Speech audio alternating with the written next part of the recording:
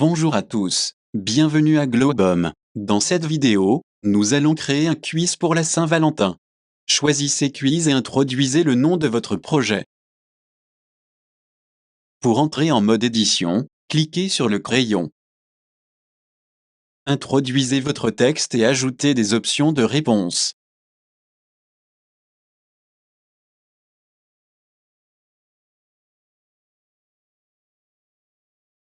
Pour ajouter une voix ou changer la couleur de l'application, accédez aux paramètres. Vous pouvez également imposer une sélection aléatoire des questions, par exemple, 5 questions aléatoires sur 10. Qui a ouvert la première entreprise de cartes de Saint-Valentin en Amérique? Helen Clapsell, Jacques Valentin, Esther Holland.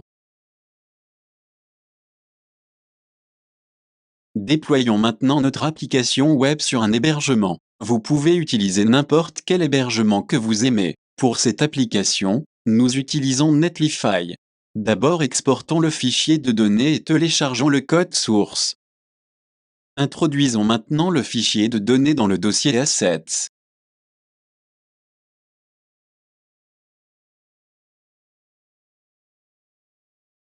Ensuite, changeons l'icône. Il vous suffit de faire glisser et déposer vos fichiers d'icônes dans ce dossier.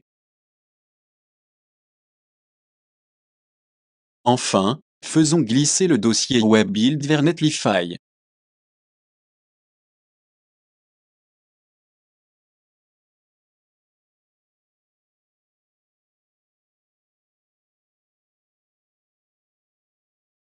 Très bien, voilà nous l'avons. Maintenant, ouvrons le lien et testons notre quiz de la Saint-Valentin.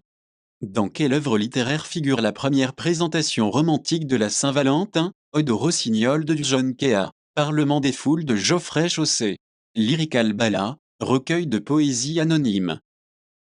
Quand la première entreprise de cartes de Saint-Valentin a-t-elle été ouverte en Amérique? Dans les années 1800, dans les années 1820, dans les années 1840. Laquelle de ces fêtes n'est pas célébrée le 14 février? Jour de beignets, journée internationale de don des livres, journée de nettoyage de votre ordinateur. La carte de Saint-Valentin la plus chère a été créée dans les années 60 du siècle dernier. Combien a-t-elle coûté? Environ 100 000 $, environ 300 000 $, environ 1 million de dollars. Qui a ouvert la première entreprise de cartes de Saint-Valentin en Amérique? Helen Clapsell, Jacques Valentin, Esther Holland. L'étape suivante consiste à ajouter l'icône de l'application à l'écran d'accueil. Ensuite, dans le navigateur nous cliquons sur Partager et choisissons la ligne Revenir sur l'écran d'accueil. Introduisons le nom de l'application. C'est fait.